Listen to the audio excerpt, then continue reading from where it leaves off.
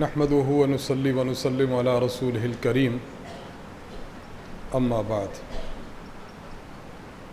فأعوذ بالله من الشيطان الرجيم بسم الله الرحمن الرحيم إنما يخشى الله من عباده العلماء وقال النبي صلى الله عليه وسلم العلماء ورثة الأنبياء اللهم صل على محمد وعلى آل محمد كما صليت على إبراهيم وعلى آل إبراهيم إنك حميد مجيد اللهم بارك على محمد وعلى آل محمد كما باركت على إبراهيم وعلى آل إبراهيم إنك حميد مجيد۔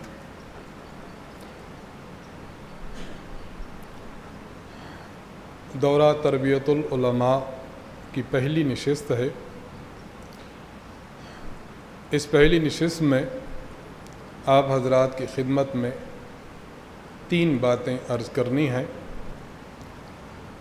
پہلی بات یہ کہ علماء علم سے ہیں، ہمارے علم کے تربیتی مراحل کون سے ہیں۔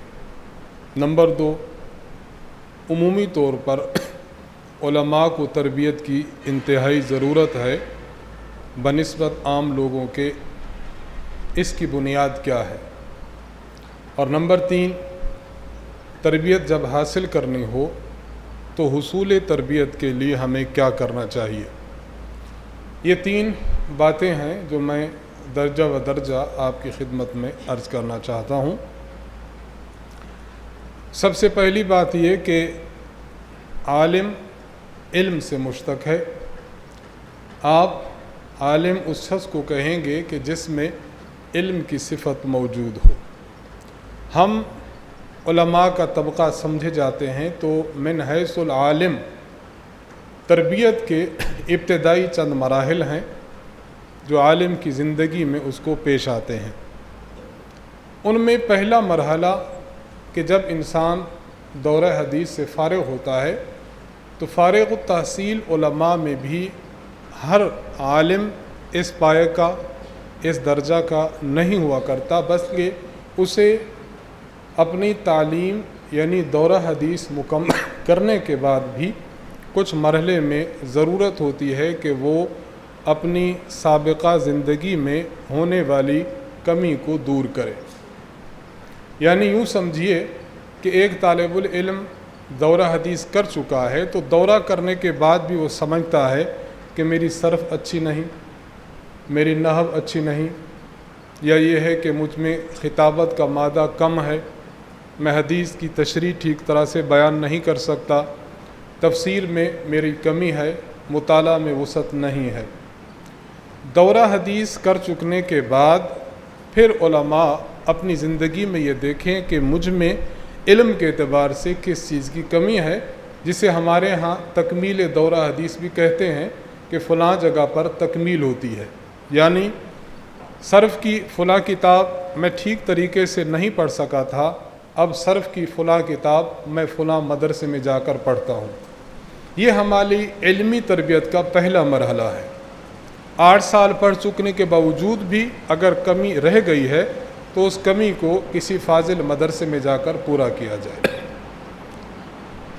تکمیل علم کا یا تربیت علم کا جو دوسرا مرحلہ ہے، ایک بندہ دورہ حدیث کر چکا، دورہ حدیث کر چکنے کے بعد بھی وہ سمجھتا ہے کہ فلاں میدان ایسا ہے، فلاں فن ایسا ہے کہ جس میں مجھے کچھ امتیازی محنت چاہیے۔ ایک شخص دورہ حدیث کر چکنے کے بعد سمجھتا ہے کہ میں افتاء کی ذمہ داری اپنے سر لوں تو وہ دارالافتاء کا رخ کرتا ہے۔ ایک شخص عقائد میں محنت چاہتا ہے تو وہ شخص دورہ حدیث کے بعد تخصص فی العقائد میں آ جاتا ہے۔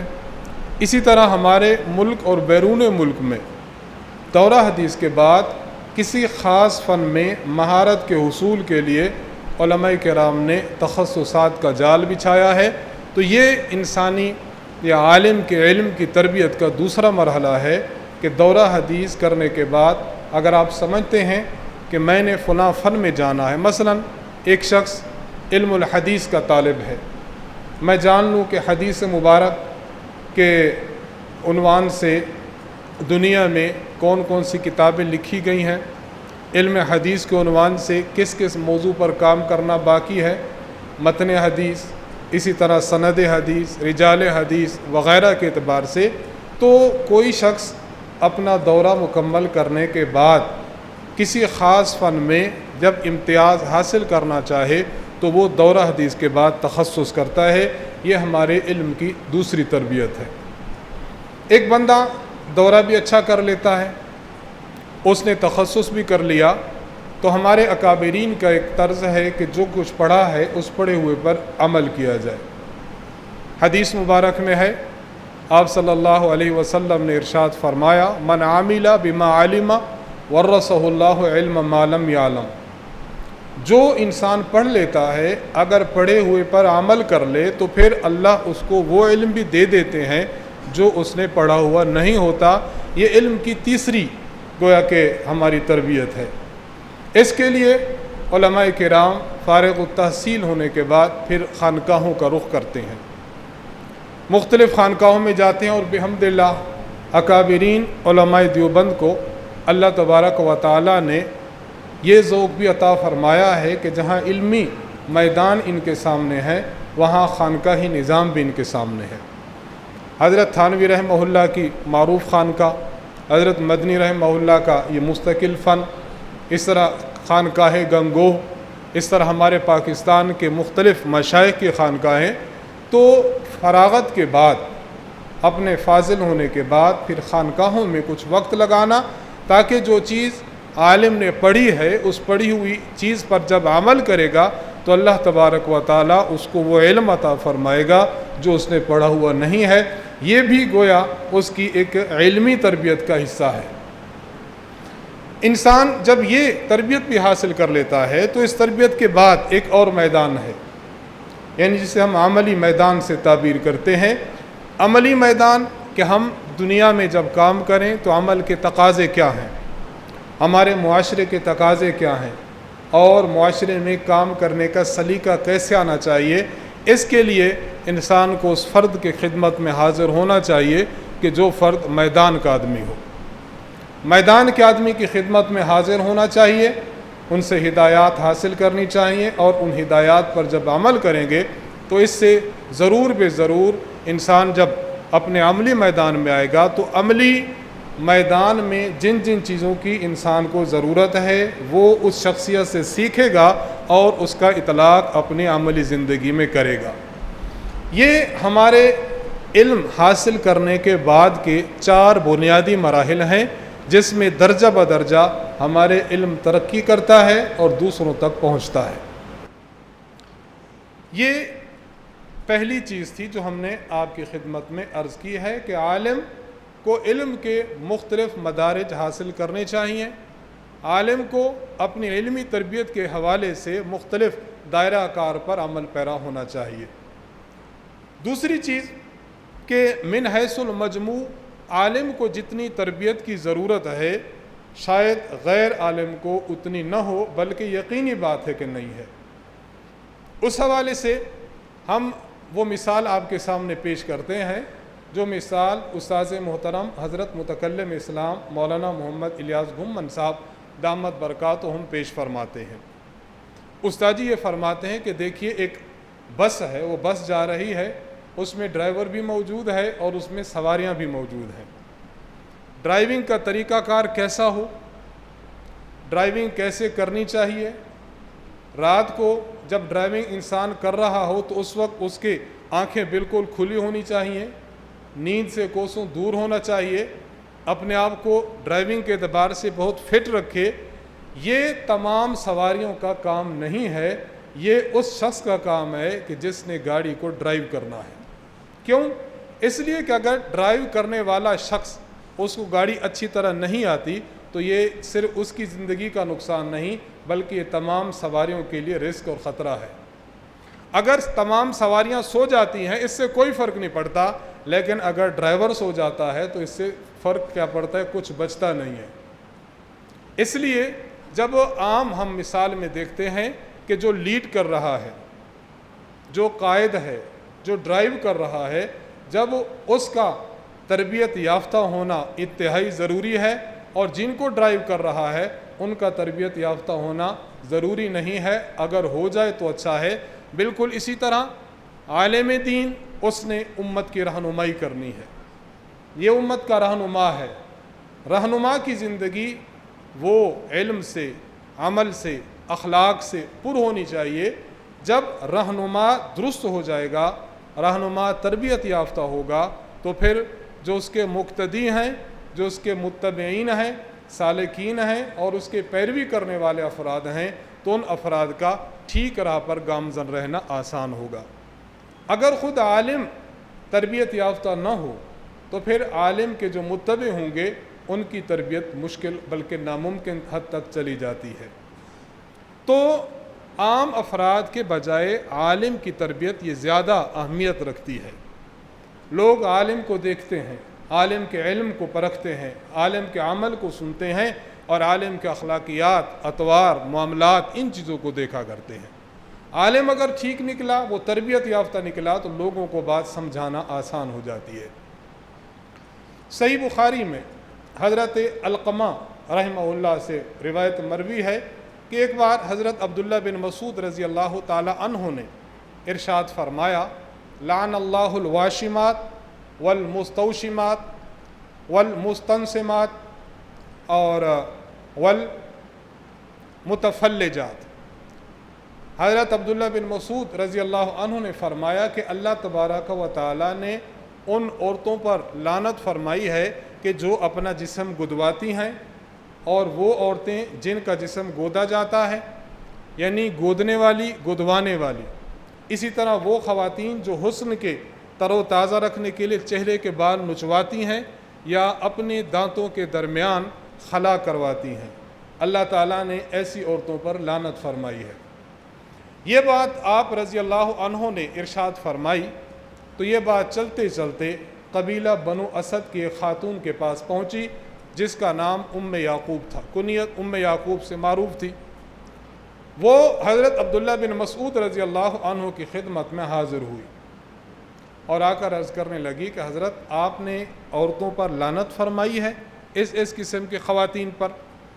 حضرت ابن مسعود رضی اللہ عنہ نے فرمایا کہ میں کون ہوتا ہوں لعنت کرنے والا؟ لعنت کو اللہ کے رسول نے کی ہے اور خود اللہ تعالیٰ نے فرمائی ہے۔ وہ عورت عامی عورت نہیں تھی، قرآن کریم کی عالمہ تھی، قرآن کریم کو جاننے والی تھی۔ اس نے ابن مسعود رضی اللہ عنہ کی خدمت میں عرض کیا کہ حضرت قرآن کریم تو ہم نے بھی پڑھا ہے، قرآن کریم میں کہیں بھی یہ نہیں ہے کہ اللہ تعالیٰ نے ان عورتوں پر لعنت فرمائی ہے جو جسم گودتی ہیں یا جسم گدواتی ہیں یا اپنے چہرے کے بال نچواتی ہیں یا اپنے دونوں دانتوں کے درمیان خلا پیدا کرتی ہیں۔ ہم نے تو قرآن کریم میں نہیں پڑھا۔ اب بظاہر دیکھا جائے تو اس خاتون کا اعتراض درست ہے، لیکن حضرت ابن مسعود رضی اللہ عنہ نے ارشاد فرمایا کہ کیا آپ نے اللہ تعالیٰ کا یہ کلام اور یہ فرمان نہیں سنا، ما آتاکم الرسول فخذوہ وما نہاکم عنہ فانتہوا؟ اللہ تبارک و تعالیٰ نے فرمایا کہ پیغمبر جو چیز تمہیں دے دے اس کو لے لو اور جس چیز سے منع فرمائے اس سے رک جاؤ۔ کیا آپ نے سنا ہے؟ انہوں نے کہا جی بالکل سنا ہے۔ تو فرمایا اللہ کے نبی صلی اللہ علیہ وسلم نے ان قسم کی عورتوں پر لعنت فرمائی ہے۔ تو اس خاتون نے بڑی عجیب بات کہی، اس نے کہا ابن مسعود آپ یہ باتیں تو کر رہے ہیں لیکن آپ کے گھر میں تو ہی کچھ ہو رہا ہے، آپ کی بیوی یہ کام کرتی ہے جو آپ جس چیز کے بارے میں آپ کہہ رہے ہیں کہ آپ علیہ الصلاۃ والسلام نے ان چیزوں سے روکا ہے، منع فرمایا ہے، اللہ تعالیٰ نے لعنت فرمائی ہے، یہ کام تو آپ کے گھر بھی ہو رہا ہے۔ ابن مسعود رضی اللہ عنہ نے ان کو فرمایا کہ جا کر میرے گھر میں دیکھو، میرے گھر میں یہ کام نہیں ہو رہا۔ صحیح بخاری کی روایت ہے، وہ خاتون گئیں، جا کر دیکھا تو وہاں پر کوئی ایسی بات نہ پائی جو انہوں نے کہی تھی۔ چنانچہ واپس آ کر انہوں نے عرض کیا کہ حضرت آپ کے گھر میں واقعتاً ایسی بات نہیں ہے۔ تو ابن مسعود رضی اللہ عنہ نے فرمایا اگر میری بیوی یہ کام کرتی ہوتی وہ میرے ساتھ کبھی نہ رہ سکتی۔ یہ صحیح بخاری کی روایت پیش کرنے کا جو بنیادی مقصد ہے وہ یہ ہے کہ دیکھیے عام فرد جب کوئی بات کرے تو تو عام فرد کو کوئی کچھ نہیں کہتا۔ جب عالم نے عملی زندگی میں لوگوں کو گائیڈ کرنا ہے، لوگوں کی رہنمائی کرنی ہے، تو رہنمائی کرتے ہوئے لوگوں نے عالم کو دیکھنا ہے، عالم کا عمل، عالم کا اپنے گھرانے میں جو تعلق اور اثر ہے وہ کیسا ہے۔ تو عالم کا تربیت یافتہ ہونا، عالم کا اصلاح یافتہ ہونا، یہ بنسبت اور افراد کے انتہائی ضروری ہے۔ لوگوں نے عالم کو پرکھنا ہے، عالم کو دیکھنا ہے، آپ کیا کرتے ہیں، آپ کہتے تو یہ ہیں، آپ کے گھر میں تو فلاں چیزیں موجود ہیں۔ عالم کی تربیت باعتبار دوسرے شخص کے انتہائی ضروری ہے۔ امام اعظم امام ابو حنیفہ رحمہ اللہ کا ایک واقعہ ہے۔ امام ابو حنیفہ رحمہ اللہ دیکھتے ہیں کہ ایک بچہ ہے، وہ کیچڑ میں کھیل کود کر رہا ہے، تو آپ نے ان کو فرمایا کہ بیٹا خیال سے کہیں گر نہ جانا کیچڑ میں۔ انہوں نے کہا میں گروں گا تو ایک گروں گا، اگر آپ گریں گے تو امت گرے گی۔ یہ بظاہر بات چھوٹی سی تھی، لیکن یہ بات بہت بڑی ہے۔ اس کا کہنے کا مطلب یہ تھا کہ عام فرد کی ذلت جو ہوتی ہے، عام فرد کا پھسلنا جو ہوتا ہے وہ ایک فرد کا پھسلنا ہے، عالم کا جو پھسلنا ہے ایک فرد کا نہیں، بہت زیادہ افراد کا پھسلنا ہے۔ تو عالم کی تربیت، عالم کا صحیح اعمال پر، اخلاق پر، کردار پر گامزن رہنا، یہ عوام کے بنسبت انتہائی ضروری ہے۔ اور یہ کیوں نہ ہو کہ عالم مقتدا ہے۔ ہم نے واقعہ پڑھا ہے، آپ نے بھی سنا ہوگا، مناقب کردری میں امام محمد بن حسن شیبانی رحمہ اللہ کا ایک واقعہ منقول ہے کہ امام محمد بن حسن شیبانی رحمہ اللہ بہت زیادہ مطالعہ فرماتے تھے، جسے کہتے ہیں کہ وہ مطالعہ کے رسیا تھے۔ بہت زیادہ مطالعہ فرماتے تھے مختلف فنون کا، کبھی یہ فن اس سے اکتاہٹ ہو جاتی، دوسرا فن اس سے اکتاہٹ ہو جاتی، یہ فن۔ تو رات کو بہت کم حصہ سویا کرتے تھے۔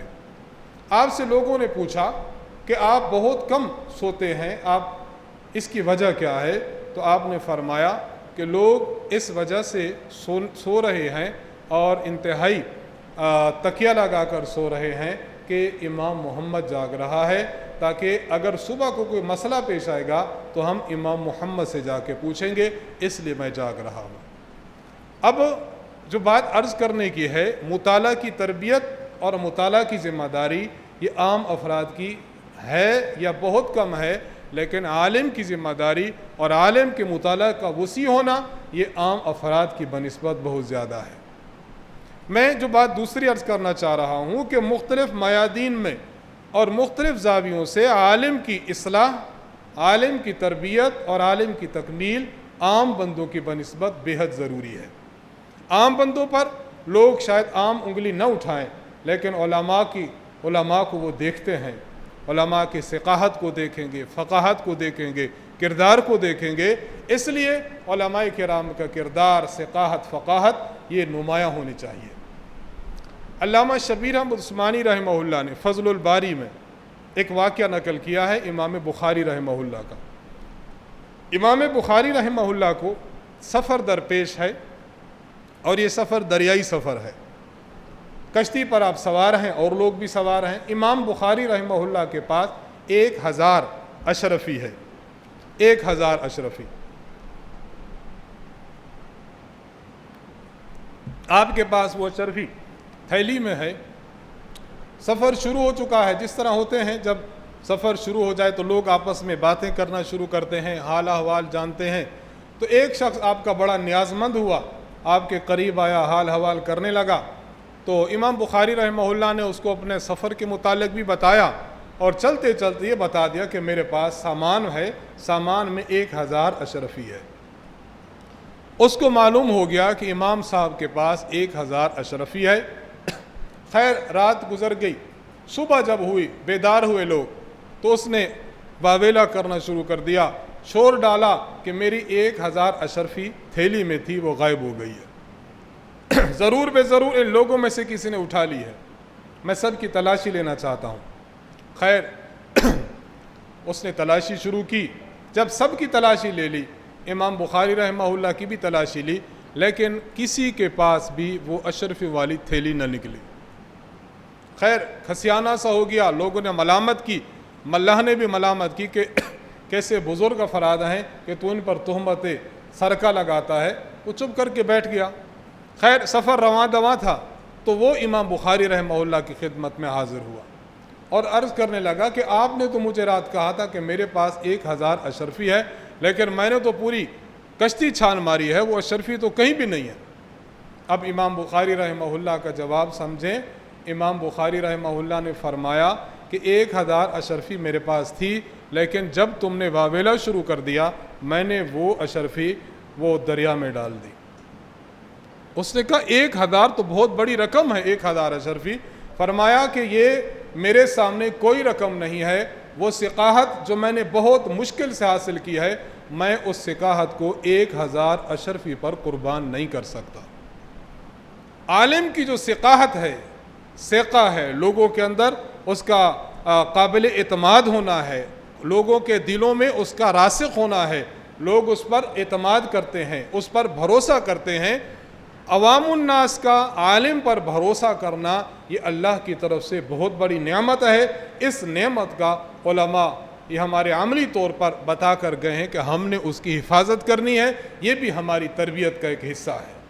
کوئی عمل اخلاقی طور پر، عملی طور پر، مالی طور پر، معاملات کے طور پر ہم سے ایسا سرزد نہ ہو کہ جس سے عوام الناس کا علماء سے بھروسہ اٹھ جائے.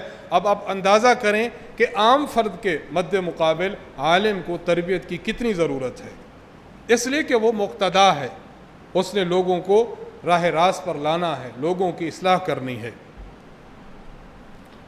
تو یہ 2-3 واقعات پیش کرنے کا مقصد یہی ہے کہ ایک عام شخص کی ذمہ داری بہت کم ہے لیکن عالم کی ذمہ داری بہت زیادہ ہے. ایک فرد ہے، امام ہے، اس کے ذمہ امامت سپرد ہے. اب امام کے لیے وضو کا خیال رکھنا، کپڑوں کی پاکیزگی کا خیال رکھنا، اوقات کا خیال رکھنا، اپنے ظاہری حلیے کا خیال رکھنا، یہ عام افراد کی بنسبت بہت زیادہ اہمیت رکھتا ہے. ایک عام آدمی نے نماز پڑھنی ہے تو وہ ایک فرد نے پڑھنی ہے، ایک مقتدی نے پڑھنی ہے تو وہ مقتدی ایک شمار ہوگا. لیکن جب عالم نے پڑھانی ہے، امام نے پڑھانی ہے، اب وہ فرد واحد نہیں پڑھ رہا بلکہ ایک جہان ہے جو اس کی اقتدا کر رہا ہے. اگر عالم اور امام کی نماز خراب ہو گئی، اس کے کپڑوں کا وضو کا مسئلہ ہوا، تو ایک فرد کی نماز نہیں بلکہ افراد کی نماز کا بوجھ اس پر ہوگا. اس سے آپ خود اندازہ لگا لیں کہ ایک امام کی یا مقتدا کی اپنی اصلاح اور اپنی تربیت کتنی زیادہ ضروری ہے. تو یہ میری گفتگو کی دوسری بات تھی کہ عام افراد کی بنسبت عالم کی تربیت یہ بہت زیادہ ضروری ہے. پتہ چلے کہ ہمارے علاقہ میں، ہمارے محلہ میں، ہمارے مسجد میں، ہمارے رشتہ داروں میں یہ شخصیت عالم ہے. ہم نے اگر اپنی بات کو منوانا ہے، اپنی بات کو لوگوں کے دلوں میں گھر کرنے کے لیے توغدو کرنی ہے، تو ہم پھر اپنی تربیت کی طرف خوب توجہ دیں، اپنی تربیت کی طرف خوب توجہ دیں. تیسری بات اور آخری بات، تیسری بات یہ کہ تربیت کا حصول کیسے ہو. بحمد اللہ تعالی استاذ محترم حضرت متکلم اسلام مولانا محمد الیاس گھمن صاحب دامت برکاتہم ایک عرصہ سے اس بات کی ضرورت کو محسوس کر رہے تھے، اور بحمد اللہ 9 سال یعنی نواں ہمارا یہ اجتماع ہے، دورہ تربیت العلماء ہے. 9 سال سے عملی طور پر پھر اس کو عملی جامہ پہنا بھی رہے ہیں کہ علماء جو فارغ التحصیل ہوتے ہیں جب وہ میدان میں آتے ہیں، میدان میں آ کر وہ کیا کام سر انجام دیں، ان کی تربیت کیسے ہو، اور ہمارے عصر حاضر کے دور کے تقاضے کیا ہیں، یہ تمام تر باتیں ایسی ہیں جو علماء کرام کو سمجھانے والی ہیں. اس لیے ضرورت کو محسوس کرتے ہوئے استاد جی دامت برکاتہم نے دورہ تربیت العلماء کا انعقاد فرمایا ہے. تو جس چیز کو عرصہ سے محسوس کیا جا رہا تھا، اور آپ بھی سمجھتے ہیں، ہم بھی سمجھتے ہیں کہ عالم کی تربیت ہو تو تربیت کے لیے عالم ہونا ضروری ہے، تربیت کے لیے تربیت کرنے والا مربی ضروری ہے. اللہ تعالیٰ کا بہت بڑا فضل ہے کہ اللہ تبارک و تعالیٰ نے تربیت کرنے کے حوالے سے ہمیں مربی عطا فرمایا ہے، اور وہ مربی ایسے ہیں کہ بحمد اللہ وہ میدان عمل میں ہیں، عملی میدان میں قدم رکھے ہوئے ہیں. ظاہری سی بات ہے ایک شخص جو صرف تھیوری پیش کرتا ہو اس تھیوری کا اثر اتنا نہیں ہوتا کہ جتنا ایک شخصیت جو تھیوری کے ساتھ ساتھ عملی تجربہ بھی رکھتا ہو اس کی جو گفتگو ہے وہ اثر کرتی ہے۔ اس لیے آپ حضرات مرکز اہل سنت والجماعت میں تشریف لائے، اور ہمارے وہ علماء کرام جو ہمیں آن لائن سن رہے ہیں ان تمام حضرات سے میں ایک گزارش عرض کروں گا کہ دیکھیے ہم مرکز اہل سنت والجماعت میں جمع ہیں، اور اس نیت سے ہم یہاں جمع ہیں کہ ہم علمی، عملی، اخلاق، کردار، معاشرے کے اعتبار سے اپنی تربیت چاہتے ہیں۔ جب ہم آئے ہی تربیت کے لیے ہیں تو تربیت کروانے والا شخص جب کسی جگہ جاتا ہے تو وہاں کے تقاضوں پر عمل کرتا ہے، وہاں کے نظم کو پرکھتا ہے اور وہاں کے نظم کے مطابق چلتا ہے۔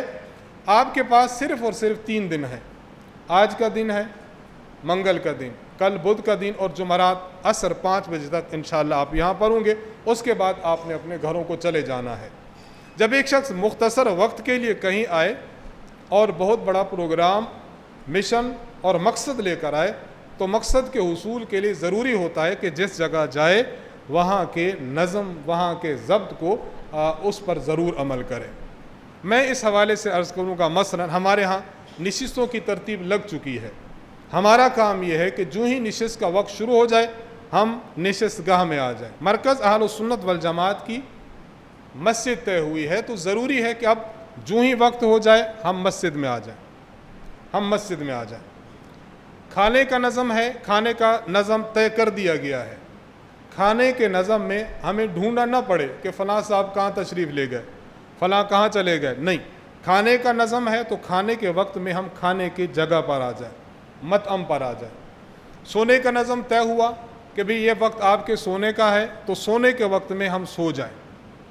یہ وقت آپ کے مثلا خاص نشست ہے، چند احباب اس طرف آ جائیں تو باقی احباب پریشان نہ ہو کہ پتہ نہیں ان کو کیا کہا جا رہا ہے، نہیں، نظم ہے تو نظم میں ان کو یہاں بیٹھنے دیں۔ استاد جی ان سے بات کریں، مرکز کو کوئی اور استاد ان سے بات کرے یا ان سے کوئی اور تقاضا رکھا جا رہا ہے تو جس نظم کی جو بات کی جائے تربیت کے حوالے سے ضروری ہے کہ ہم اس نظم میں جڑیں اور اس نظم کی ہم پابندی کریں۔ کہہ دیا گیا کہ یہ حضرات مسجد میں سوئیں، یہ حضرات فلاں جگہ سوئیں، تو ہم اسی جگہ سوئیں جہاں مرکز کی انتظامیہ نے ہمارا نظم طے کیا ہو۔ یہ باتیں میں بنیادی آپ کی خدمت میں عرض کر رہا ہوں۔ رات کو کہہ دیا گیا 10:30 بجے سو جائیں تو میرے پاس موبائل ہے، اب موبائل دیکھتے دیکھتے مجھے 12 بج گئے، صبح اٹھایا گیا تہجد پہ، تو تہجد پہ آنکھ کیسے کھلے گی؟ میں رات تو دیر تک جاگتا رہا، میری تہجد بھی گئی۔ اس کے بعد 2 اژدہ تسبیحات ہیں اس میں بھی میں سوتا رہا، نماز کے بعد بھی میں سوتا رہا۔ اب میں آیا تھا اپنی علمی، عملی، اخلاقی تربیت کے لیے، اعمال میں جڑ نہ سکا، اس کی وجہ کہ میں نے نظم کی پابندی نہیں کی۔ نظم جو مرکز نے میرے لیے طے کیا تھا میں نے اس نظم کے قریب آیا بھی نہیں ہوں، اس سے اب میری تربیت نہیں ہوگی۔ اس کو ہم اگر مثال سے سمجھنا چاہیں، دیکھیے ایک آدمی ہے جو معدے کا مریض ہے، معدہ اس کا خراب ہے، بہت علاج کرایا۔ اب ایک ڈاکٹر ایسا ہے کہ جو بہت معروف ہے، حکیم صاحب ایسے ہیں جن کا مطب بڑا مشہور ہے، وہ ان ڈاکٹر کے پاس یا حکیم صاحب کے پاس چلا گیا، ڈاکٹر صاحب نے ان کو دوائی دی کہ یہ آپ کی دوائی ہے اور آپ نے اس طرح اس کو استعمال کرنا ہے۔ مریض دوائی بھی کھا رہا ہے لیکن نظم کی پابندی نہیں کر رہا۔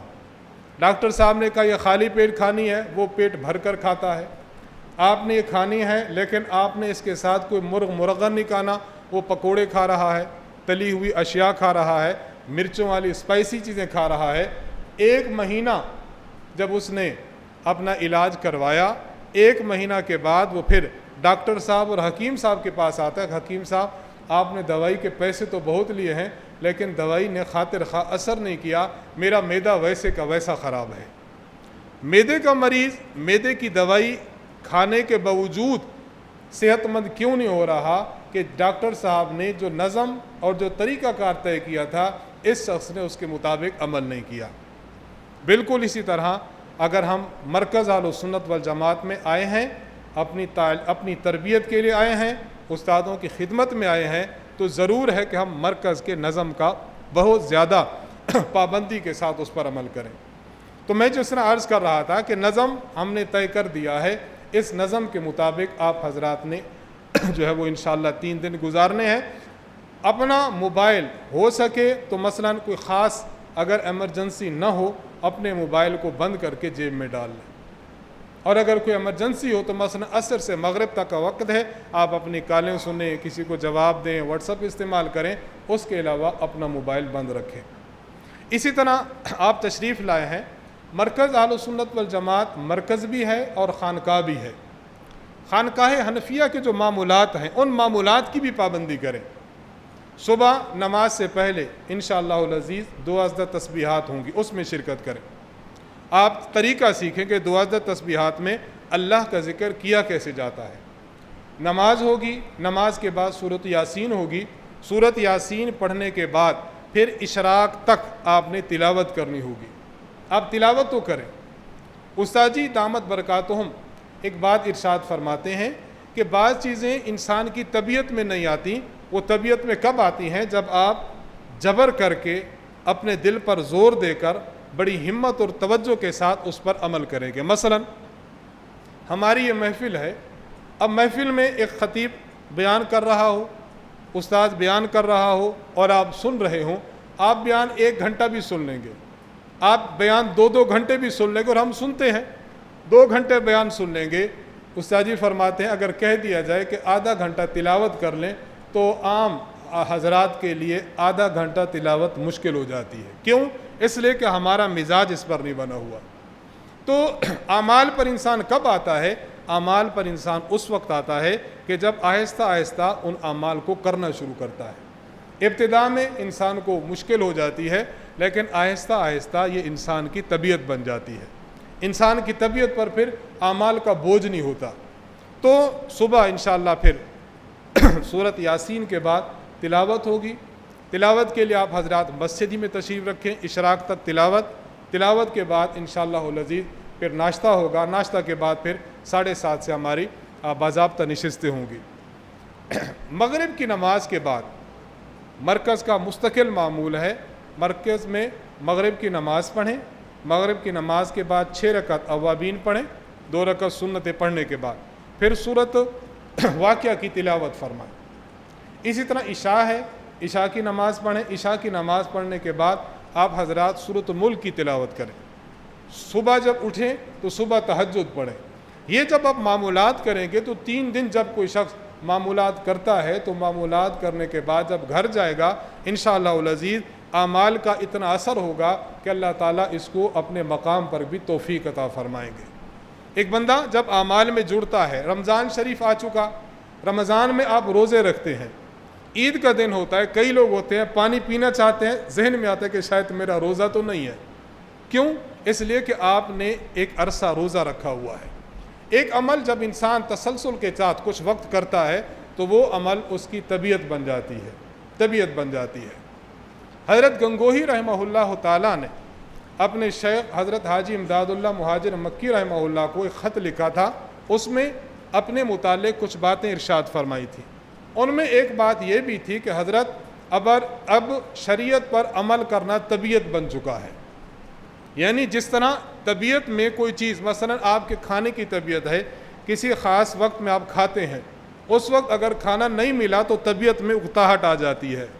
تو حضرت رحمہ اللہ یہ فرمانا چاہتے ہیں کہ جو اللہ کے احکامات ہیں، عبادات ہیں، اگر وہ نہ کروں تو طبیعت پر بوجھ پڑتا ہے، یعنی یہ اعمال شریعت میری اب طبیعت بن چکی ہے۔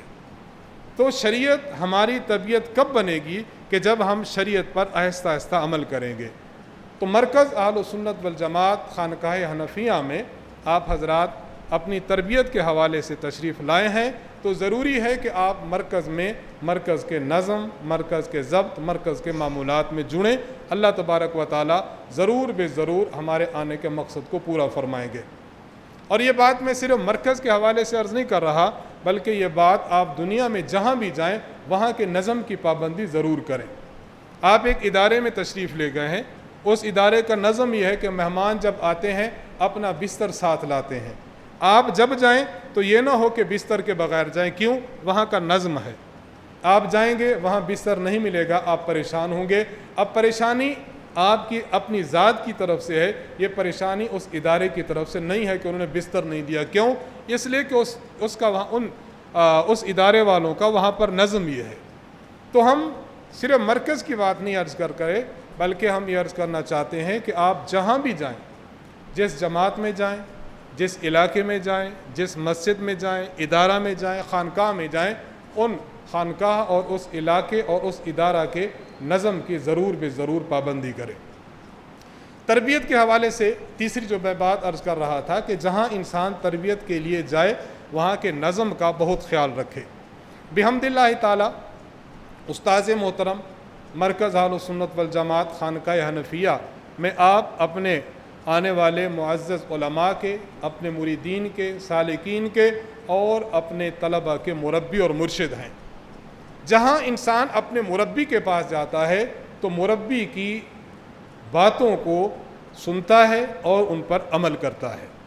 جب ہم اپنے مربی کی بات سنیں گے اور سن کر عمل کریں گے تو اس کا فائدہ ہوگا۔ میں اس پر آپ کی خدمت میں چند مثالیں عرض کرنا چاہتا ہوں۔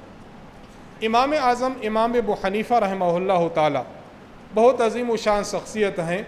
آپ رحمہ اللہ تعالی نے اپنی جو ایک ٹیم تیار کی، ایک جماعت تیار کی شاگردوں کی، وہاں ان کی علمی تربیت بھی کی، عملی تربیت بھی کی، اور میدان میں کیسے عمل کرنا ہے آپ نے اس کی بھی ان کی تربیت فرمائی ہے۔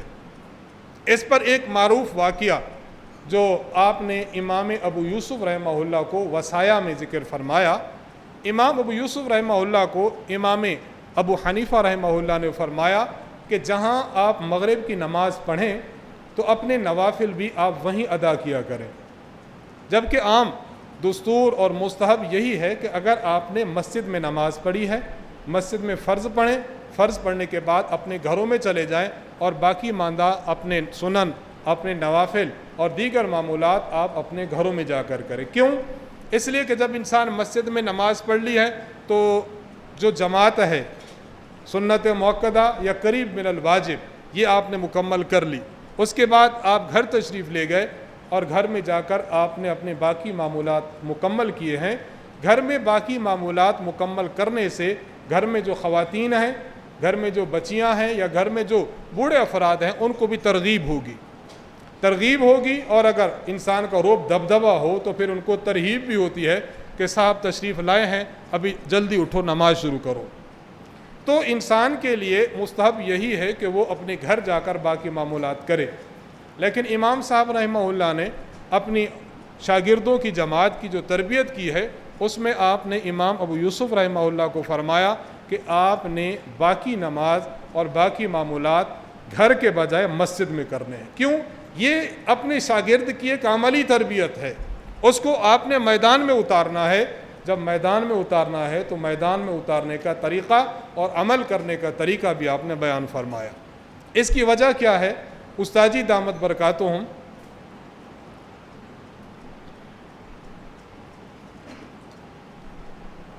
اس کی جو وجہ ارشاد فرماتے ہیں، استاد جی فرماتے ہیں اس کی وجہ یہ ہے کہ جب امام ابو یوسف رحمہ اللہ اپنی بقیہ معمولات مسجد میں کریں گے تو ہر دیکھنے والا بندہ یہ سمجھے گا کہ ماشاءاللہ یہ صاحب اور یہ مولانا صاحب جو ہیں یہ بہت نیک آدمی ہیں۔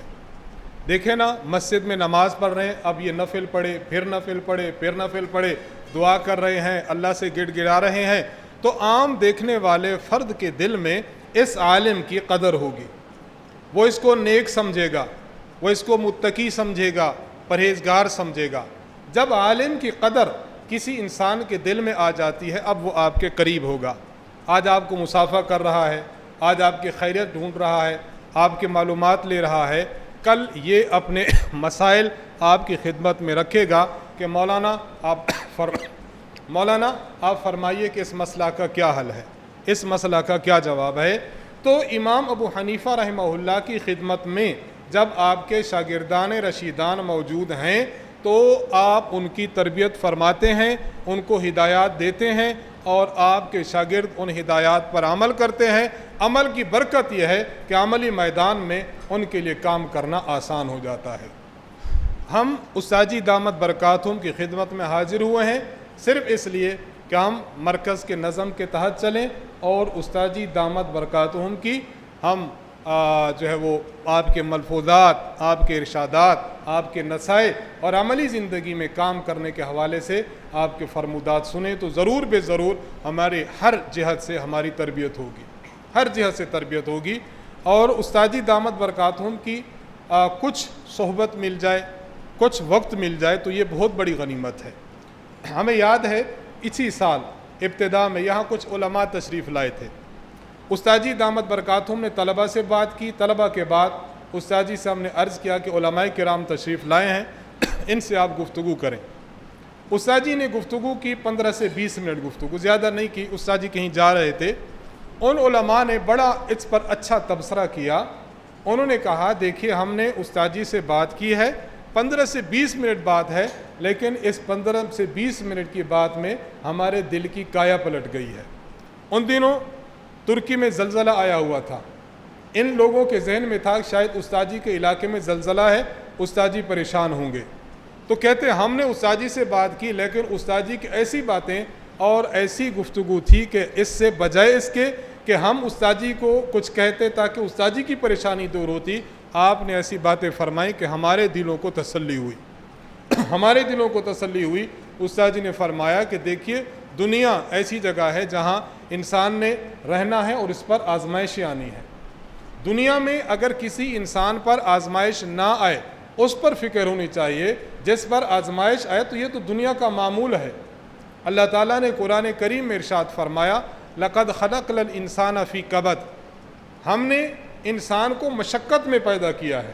تو جب انسان مشقت میں گھرا ہوا ہے تو پریشانی تو انسان پر آنی ہے، لہذا پریشانی آئے تو پریشانی پر انسان کو چاہیے کہ رجوع اللہ رکھے، اللہ کی طرف متوجہ ہو اور اپنے گناہوں کی جو ہے اس کو فکر ہونی چاہیے، سوچنا چاہیے کہ کہیں یہ میرے گناہوں کی شامت تو نہیں ہے۔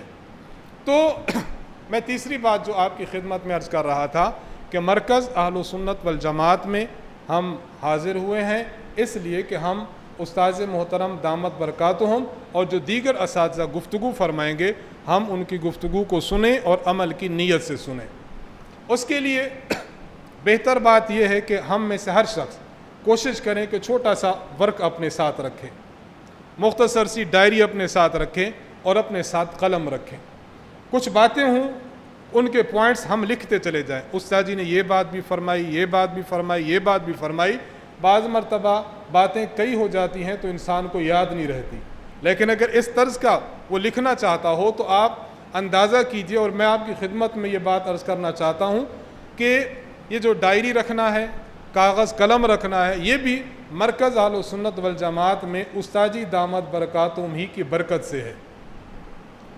استاد جی کے پاس اب بھی آپ اگر کوئی شخص استاد جی کے پاس ہو، اب بھی استاد جی کے پاس چھوٹی سی ڈائری ہوگی، قلم ہوگا، جو بات آپ کے ذہن میں آتی ہے اس پر کام کرنا ہے، یہ کرنا ہے، یہ کرنا ہے، وہ چیز لکھتے چلے جاتے ہیں، بس پھر ایک ایک کر کے کام جب نپٹا لیا اس کو پھر کراس کرتے گئے کہ یہ کام ہو گیا۔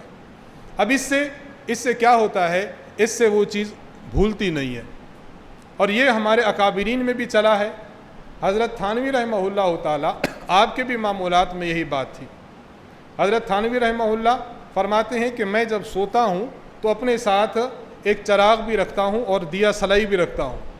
رات کے وقت کوئی چیز مجھے یاد آ جاتی ہے، کوئی علمی نقطہ، کوئی ایسا اشکال تھا جس کا حل، کوئی شبہ تھا جس کا ازالہ، کوئی سوال تھا جس کا جواب، کوئی اعتراض تھا جس کا رفع اعتراض دل میں آ جاتا ہے تو اٹھتا ہوں، دیا سلائی کے ساتھ اس چراغ کو جلایا، اس کو زیب کرتاز کیا اور اس کے بعد رکھ چھوڑتا ہوں اور پھر سو جاتا ہوں۔ کیوں؟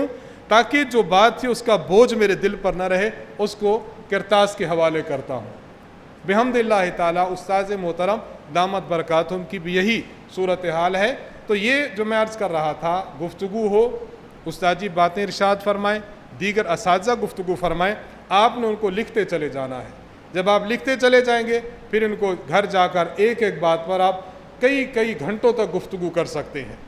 اور استاذی کی جو گفتگو ہوتی ہے بحمداللہ تعالیٰ بہت جامع گفتگو ہے، زندگی کے مختلف ایسے پہلو کہ جن پہلوؤں پر آپ کی نظر ہماری نظر شاید نہ جائے، استاذی کی نظر وہاں تک پہنچتی ہے۔ مثلا ہمارے ہاں مرکز اہل سنت والجماعت میں بہت سے شعبہ جات ہیں، استاذی سب کی نگرانی فرماتے ہیں۔ ایک شعبہ دارالفتاء ہے۔ دارالفتاء کے شعبہ میں مرکز سے جو فتاویٰ اور سوالوں کے جواب جاتے ہیں تو استاد جی دامت برکاتہم کو ہم وہ دکھاتے ہیں، استاد جی ملاحظہ فرماتے ہیں، اس کے بعد پھر آگے چلے جاتے ہیں۔ ہمیں یاد ہے کہ ایک مرتبہ کوئی مسئلہ تھا، اس مسئلہ کے جواب میں ہم نے لکھا کہ اس پر سختی سے عمل کرنا چاہیے۔ کوئی بات تھی، سائل کو کہہ دیا گیا کہ آپ کے ہاں یہ بد معمول پایا جاتا ہے تو آپ اس کو بالکل ہٹا دیں، اور اگر اس کو ہٹانے میں دشواری ہو تو سختی سے عمل پیرا ہو۔ اب سختی سے عمل پیرا ہوں، بظاہر یہ لفظ کوئی اچھمپا نہیں ہے، کوئی ایسا نہیں ہے جس پر اعتراض ہو، لیکن بظاہر لفظ میں بھی شدت ہے۔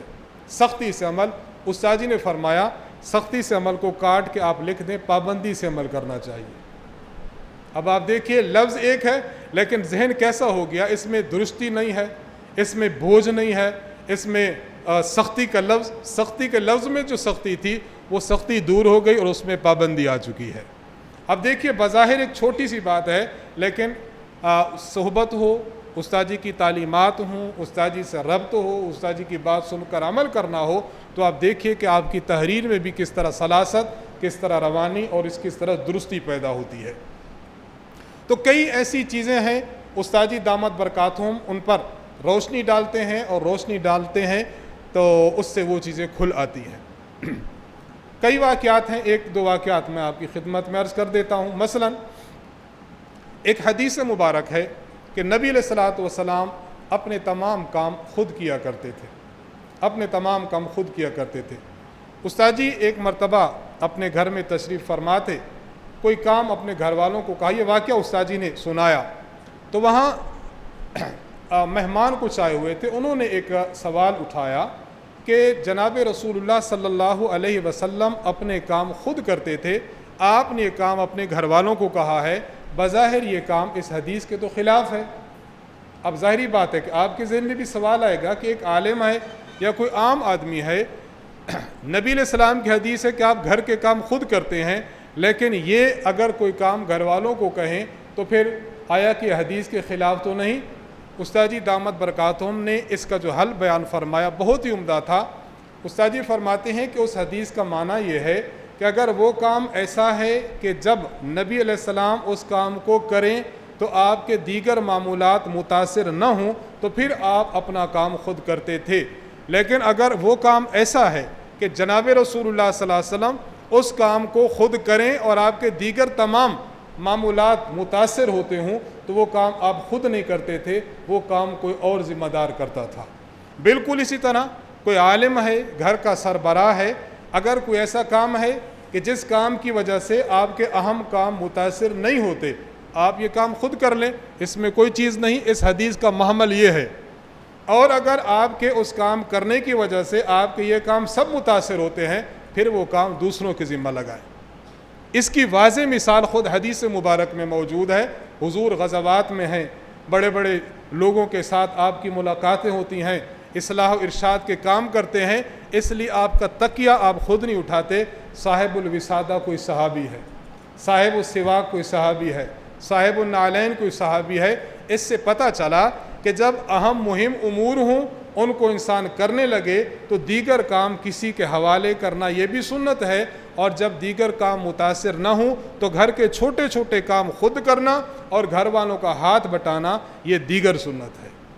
اب دیکھیے اس حدیث کی کتنی عمدہ شرح ہے، آپ نے سنی ہے تو دل باغ باغ ہو گیا۔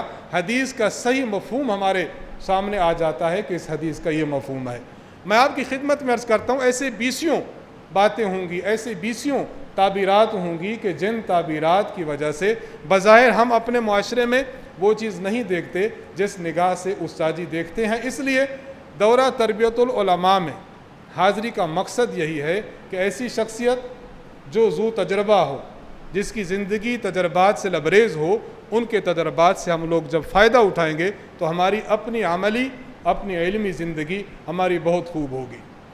اب دیکھیے نا، مثلا ہمارا ایک جلسہ ہے، جلسہ رات 12-1 بجے تک گیا ہے، 12-1 بجے تک جو شخص جاگتا رہا، اب صبح نماز پہ اٹھنا اس کے لیے مشکل ہوتا ہے، تہجد تو بہت دور کی بات ہے۔ لیکن استاد جی دامت برکاتہم کی اپنی عملی زندگی یہ ہے، رات کو 1 کیا 2 بجے بھی کبھی سونا پڑ جائے تو 2 بجے سو کر 2:15-3 جو تہجد کا وقت ہے، وہ شخصیت اس تہجد کے وقت میں اٹھتی ہے، تہجد پڑھتی ہے، اپنے معمولات مکمل کرتی ہے، اپنی رات کو دیر سے سونے کی وجہ سے اپنے معمولات آگے پیچھے نہیں ہونے دیتی۔ ابھی پچھلے دنوں کی بات ہے، ہم علماء سب تشریف فرما ہیں، ہمارے بھی معمولات ہیں، استاد جی کی اتنی مصروف زندگی میں جو میں استاد جی کا معمول بتا رہا ہوں صرف اس لیے تاکہ ہم اپنے مقتدا اور اپنے استاد جی اور اپنے مربی کی زندگی کو دیکھیں تو ہم خود اس سے سبق سیکھیں۔ استاد جی نے ہمارے جو آن لائن اساتذہ ہیں ان کو میسج رکھا کہ یہاں تہجد کا وقت ہو رہا ہے اور میں تہجد میں روزانہ کی بنیاد پر قرآن کریم پڑھتا ہوں، آج تہجد میں میرا قرآن ختم ہو رہا ہے۔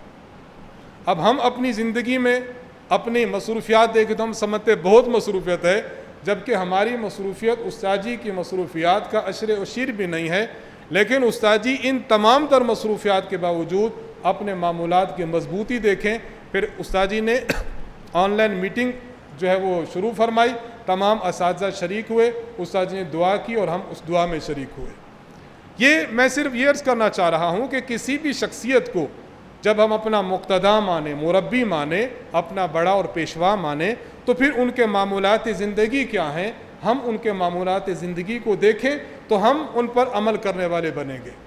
ہم تو یہ کہتے ہیں کہ جس طرح استاد جی گفتگو کرتے ہیں ہم بھی اس طرح گفتگو کریں، استاد جی بیان کرتے ہیں ہم بھی بیان کریں، یہ چیزیں بھی سیکھنی ہے، اور استاد جی کے جو عملی زندگی ہے وہ بھی ہمیں بہت سیکھنی چاہیے۔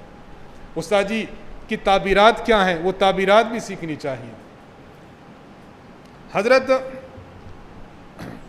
مولانا مفتی سعید احمد صاحب پالن پوری رحمہ اللہ تعالی، استاد جی کی کتاب ہے زبدۃ الشمائل، زبدۃ الشمائل پر انہوں نے تقریض لکھی تھی۔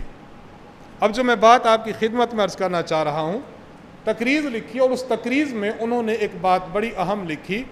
انہوں نے فرمایا کہ مولانا محمد الیاس گھمن صاحب دامت برکاتہم، ان کی جو ہے وہ خاصہ یہ ہے کہ جس طرح ان کی گفتگو عام فہم ہے، عامی بندہ بھی آپ کی گفتگو سمجھ سکتا ہے، اس طرح آپ کی جو تحریر ہے، تحریر بھی آپ کی بڑی سلیس اور بڑی آسان ہے۔ فرمانے لگے پوری کتاب میں ایک لفظ بھی ایسا نہیں جو مشکل ہو، اپنی بات کو بہت ہی آسان، عام فہم، اچھے لہجے میں بیان کرنا۔ اب یہ بھی ہمارے لیے ایک باعث تربیت بات ہے، ہم استاد جی کی گفتگو سنیں تو گفتگو میں سے ہم عکس کریں کہ استاد جی گفتگو کیسے فرماتے ہیں، تعبیر کیسے کرتے ہیں، تاکہ اس تعبیر کے مطابق ہم اپنی بات لوگوں کے سامنے بیان کر سکیں۔ تو خیر میری جو گفتگو ہے، میری گفتگو کا حاصل 3 چیزیں ہیں۔ نمبر 1، عالم علم سے مشتق ہے، لہذا عالم کی سب سے پہلی ذمہ داری کہ اپنی علمی مدارج مکمل کرے۔ دورہ حدیث میں کمی رہ چکی ہے، کہیں تکمیل ہوتی ہے، تکمیل میں اس کو مکمل کرے۔ دورہ حدیث کے بعد اگر وہ چاہتا ہے کہ کسی فن میں وہ ماہر ثابت ہو تو اس فن کی طرف، تخصصات کی طرف جائے، تفسیر ہے، حدیث ہے، افتاء ہے، عقائد ہیں، اور اسی طرح دیگر تخصصات ہیں، ان تخصصات میں حصہ لے کر وہ اپنے فن کو پختہ کریں۔ نمبر 3، ایک علمی تربیت کا ایک اہم پہلو یہ بھی ہے کہ جو پڑھا ہے اس پر عمل کرے، خانقاہی نظام سے گزرے، اصلاح و ارشاد سے گزرے، کسی شیخ کے ہاتھ میں اپنے ہاتھ دے کر اپنی عملی زندگی کو صحیح کرنے کی کوشش کرے تاکہ علم بھی مضبوط ہو جائے۔ اور یہ بات آپ کی خدمت میں میں عرض کرنا چاہوں گا، دیکھیے عالم کے علم سے نفع اس وقت حاصل ہوتا ہے کہ جب اس عالم کی عملی تربیت ہو اور اس کی عملی زندگی پختہ ہو۔ آپ دیکھ لیجئے، ہم اپنی زندگی میں غور کریں، اگر ہماری زندگی عملی اعتبار سے پختہ ہے نا تو پھر آپ کو بیان کرنے میں بھی لطف آئے گا، لوگ آپ کی گفتگو سنیں گے، سننے والوں کو بھی لطف آئے گا۔ کیوں؟ آپ کی عملی زندگی مضبوط ہے۔ انسان کی عملی زندگی کا اس کی زبان پر اثر ہوتا ہے، اس کی زبان پر اثر ہوتا ہے۔ حضرت حاجی امداد اللہ مہاجر مکی رحمہ اللہ تعالیٰ کا بیٹا پڑھ کے آیا، آپ نے اپنے سالکین کو جمع کیا، مریدین کو جمع کیا اور ان کو فرمایا کہ ان میں گفتگو کریں۔ بیٹے نے بڑی گفتگو کی، عالمانہ فاضلانہ گفتگو کی، لیکن مریدین پر بظاہر اثر نہ ہوا۔ آپ نے جب دیکھا گفتگو ہو چکی تو بظاہر بیٹا پریشان تھا کہ ان پر تو کوئی اثر نہیں ہوا۔ آپ نے پھر ان کو فرمایا کہ رات بلی دودھ پی گئی تھی، اس لیے ہم نے بغیر کچھ کھائے پیے روزہ رکھا ہے، بس یہ بات کہنی تھی کہ آپ کے مریدین دھاڑیں کر کے رونے لگے۔ اس کی وجہ کیا تھی؟ اس کی وجہ تھی کہ ظاہری بات ہے بیٹا عامل تو ہوگا، لیکن عمل میں وہ مقام جو حضرت حاجی صاحب رحمہ اللہ کا تھا وہ تو بیٹے کا نہیں ہوگا۔ تو جب انسان کے علم کی پشت پر عمل کی قوت موجود ہو تو پھر انسان کی جو علم ہے وہ علم بھی طوطی بولتا ہے، اس علم سے لوگ مستفید ہوتے ہیں۔ تو تیسری چیز ہماری تربیت کے حوالے سے کہ ہم کسی خانقاہ میں جائیں، اور خانقاہ حنفیہ کا جو ہمارا نظام ہے بحمد اللہ تعالی، استاذ محترم دامت برکاتہ عالیہ نے خانقاہ نظام، انشاءاللہ اس پر بھی ہمارے دورہ میں بات آئے گی کہ خانقاہ نظام کو جس طرح منظم اور جس طرح مضبوط استاد جی نے فرمایا ہے بحمد اللہ، وہ اپنی مثال آپ ہے۔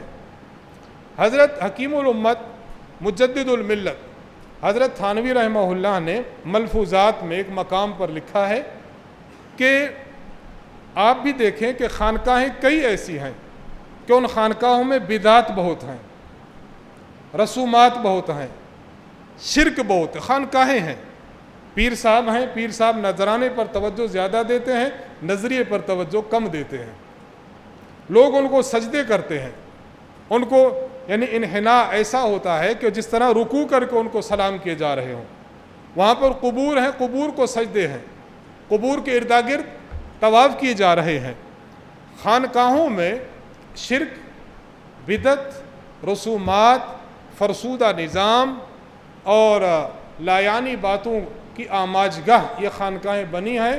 حضرت تھانوی فرماتے ہیں اس کی وجہ یہ ہے کہ وہاں پر جو شیخ بیٹھے ہوتے ہیں وہ شیخ متدین شیخ نہیں ہوتے، ان میں دینداری نہیں ہوتی، اس میں جہل ہوتا ہے، علوم سے آشنا نہیں ہوا کرتے، تعلیم و تربیت اور اصلاح و ارشاد سے کچھ پتہ نہیں ہوتا۔ اس لیے خانقاہ کے گدی نشین جب اس درجہ کمزور ہوگا تو خانقاہ بیٹھ جائے گی، بجائے توحید و سنت کے وہاں سے شرک و بدعت نکلے گی۔ لیکن اگر خانقاہ کا شیخ ایک متدین شیخ ہو، ایک تگڑا نظریاتی عالم ہو، تو خانقاہ جو ہے وہ عقائد کی اصلاح کا کام سر انجام دیتی ہے۔ یہ حضرت تھانوی رحمہ اللہ نے لکھا ہے بحمد اللہ۔ حضرت تھانوی رحمہ اللہ کی اس بات کا جو عملی مظاہرہ ہے وہ ہم خانقاہ حنفیہ میں دیکھتے ہیں بحمد اللہ تعالی، جہاں پر ایسے شیخ موجود ہیں کہ جو شیخ اپنے اعتقادات میں، اپنے اعمال میں، اپنے اخلاق میں بہت بلند ہیں۔ جب خانقاہ کی مسند پر اتنا عظیم شیخ بیٹھا ہو تو اس خانقاہ سے بدعات جاری نہیں ہوں گی، وہاں سے سنت کے چشمے پھوٹتے ہیں، وہاں سے غلط اعتقادات باہر نہیں جاتے، بلکہ وہاں صحیح عقائد اور نظریات لوگوں کے سینوں میں جاتے ہیں۔ وہاں اخلاق بگڑتے نہیں ہیں بلکہ وہاں پر اخلاق سنورتے ہیں۔ تو عرض کرنے کا مطلب یہ ہے کہ ہم خانقاہ حنفیہ کے ساتھ جو جڑے ہیں تو آپ یہ سمجھ کے جڑیں کہ بحمد اللہ تعالی یہ صرف اخلاق کا ایک چھوٹے سا اصلاح کا عنصر نہیں ہے، بلکہ یہ پورے کے پورے دین کی اصلاح اور دین کی اشاعت کا مرکز ہے، کہ جس میں آپ کے اخلاق کی درستی بھی ہے، اعمال کی درستی بھی ہے اور انسان کے اعتقادات کی درستی بھی ہے۔ اور پہلی چیز کی چوتھا حصہ کہ ہم جب عملی میدان میں آئیں تو کسی کے ہاتھ میں ہاتھ دیں کہ جو میدان کا فرد ہو، اور وہ سوائے استاد جی کے بحمد اللہ تعالی ہمیں تو نظر نہیں آتا۔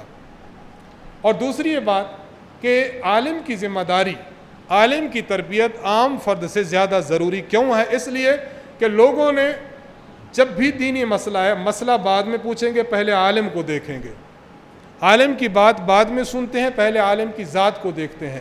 اس لیے ہمیں اپنی بات یعنی اپنی گفتگو بھی اچھی کرنی چاہیے اور اپنی عملی تربیت کی طرف بھی بہت توجہ دینی چاہیے۔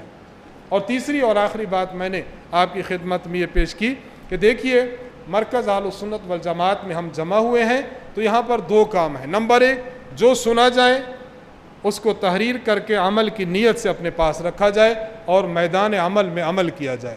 اور دوسرا، جب ہم مرکز میں حاضر ہوئے ہیں تو مرکز کے نظم کا بہت خیال رکھیں، وقت پر اٹھنا، وقت پر سونا، وقت پر اپنی نشست گاہ میں آنا، جو ہدایات دی جائیں ان ہدایات پر عمل کرنا، اور اپنے موبائل کو اور دیگر اپنی مصروفیات کو ختم کر دینا یا بالکل کم کر دینا۔